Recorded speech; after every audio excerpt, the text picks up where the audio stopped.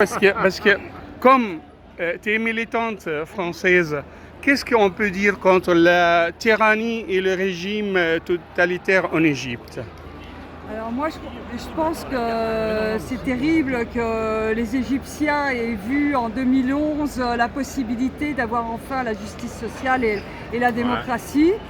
Et voilà, c'est terrible que cette révolution elle ait été confisquée par divers gouvernements qui n'étaient pas démocratiques et pour la justice sociale, et surtout par ce dictateur. Voilà, et c'est scandaleux que la France vende des armes à l'Égypte. Est-ce que c'était vraiment la décision de Sisi, ou Sisi elle était aussi, voilà, on peut dire, ordonnée par les Occidentaux, les chefs d'État européens, américains, tout ça, pour arrêter la démocratie en Égypte? On n'en a pas de preuves, mais on sait que ça marche toujours comme ça, en fait. Même si on n'a pas de preuves, on voilà. a au moins le prétexte qu'on connaît chaque fois.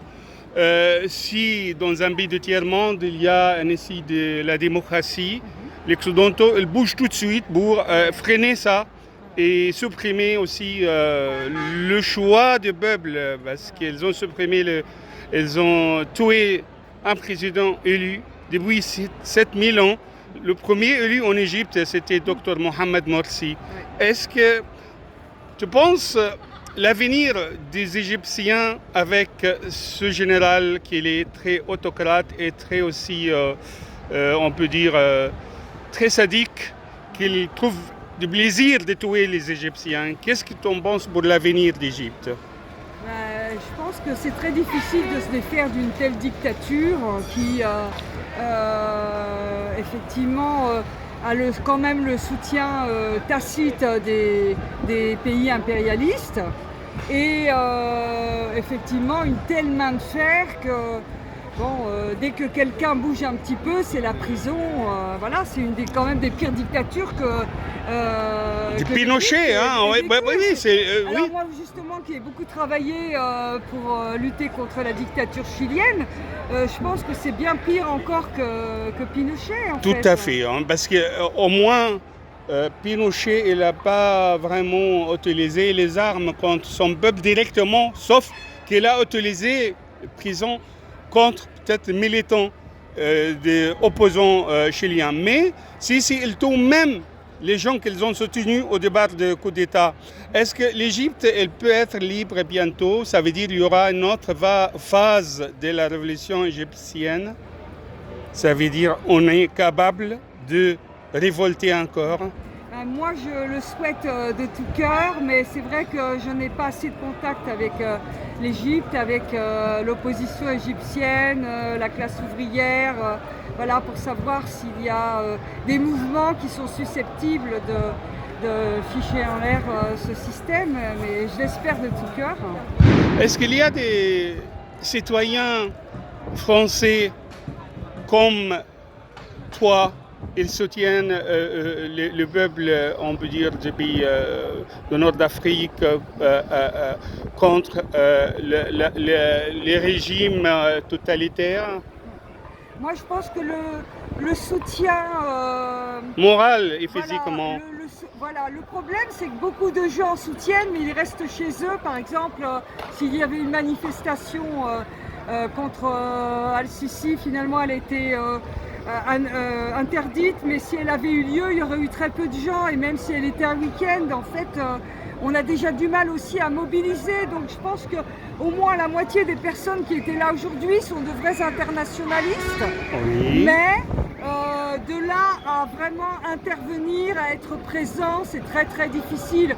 On voit que les seules manifestations qui arrivent à recueillir quand même un petit peu de présence massive, ce sont celles pour la Palestine, parce que c'est vrai que c'est un des peuples les plus opprimés qui soit. Depuis l'histoire, mais les Palestiniens actuellement, ils ont, on peut dire, un peu de réaction contre la promesse de Trump pour donner la totalité de Palestine.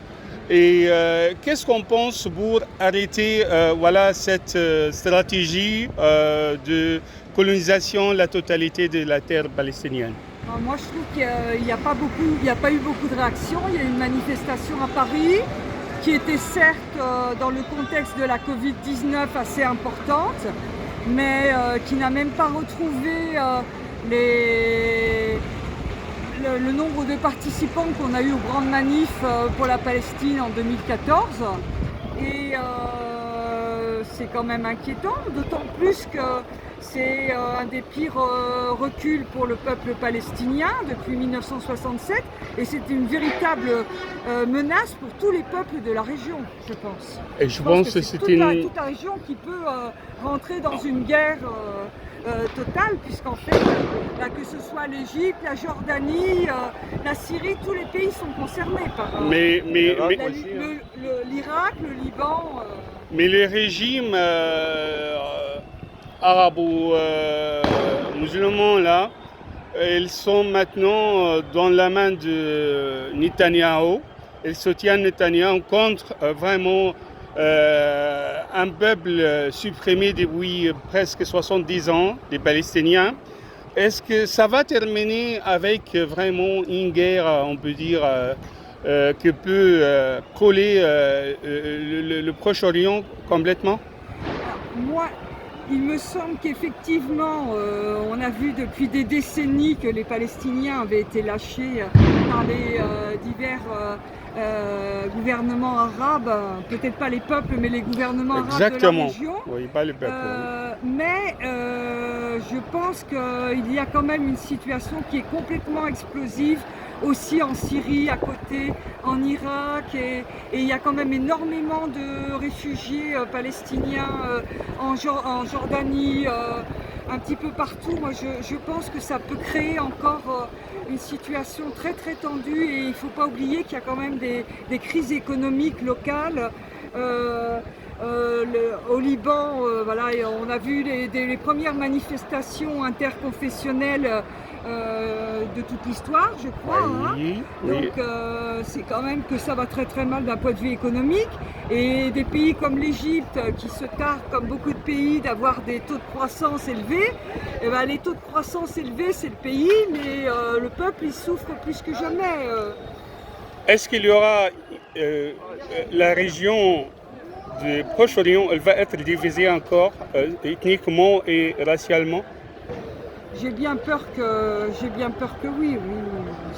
On pense que ça va, c'est pas une fatalité, mais avec, je pense, la silence absolue du chef d'État du Proche-Orient, je pense qu'ils sont d'accord avec la stratégie de Trump et Netanyahou pour diviser la communauté arabe maintenant en plusieurs pays.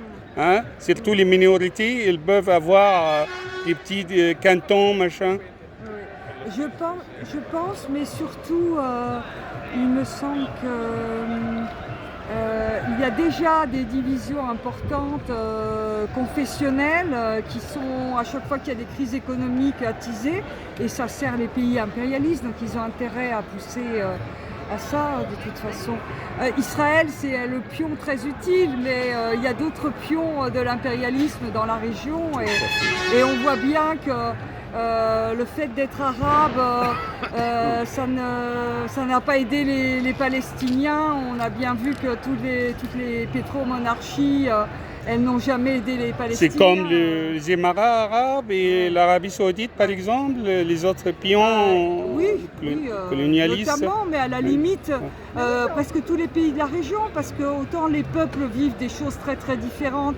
Je pense que si une majorité de la population saoudienne vit très bien et utilise une main-d'œuvre étrangère pour faire le sale boulot et dans des conditions tout à fait scandaleuse. Dans les autres pays, il y a quand même énormément de misère, mais il y a une bourgeoisie locale qui profite, qui s'enrichit. Mais illégalement. Hein? Ils ont enrichi illégalement parce qu'il y a beaucoup de magouilles, il y a beaucoup de corruption, tout ça, ça veut dire avec la complicité des Occidentaux. Oui, hein? Oui, bien sûr. Est-ce que tu penses qu'il y aura une troisième guerre mondiale bientôt? Parce qu'on voit comme un printemps planétaire maintenant, il y a partout les mécontents. le mécontentement de pouvoir d'achat, de pauvreté, Moi, précarité. je souhaite que non, mais je pense que effectivement le recours au fascisme et à la guerre, c'est toujours le recours pour les pays capitalistes, impérialistes, pour résoudre les problèmes et arriver à mater les peuples, oui, à les réprimer. Il faut mettre à jour la Révolution française, vous pensez, après presque 12 siècles.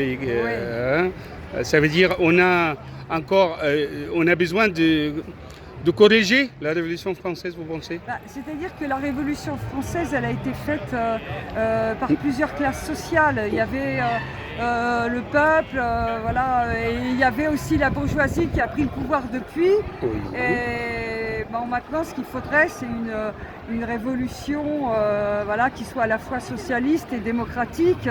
Et c'est vrai que l'exemple du stalinisme a sali l'idée du socialisme et du communisme sur toute la planète, et il faudrait pourtant réinventer un système alternatif au capitalisme. Troisième voie, par exemple, voilà, on n'est pas obligé d'être voilà. ni communiste ni capitaliste. Oui. Il y a une voie médium là. Je ne sais pas ce que c'est, mais ce qui est clair, c'est que quand même, sur le fond, il y avait quand même des choses qui étaient importantes dans les idées marxistes et dans les idées communistes, qui étaient bon, de s'approprier les moyens de production au service de la population.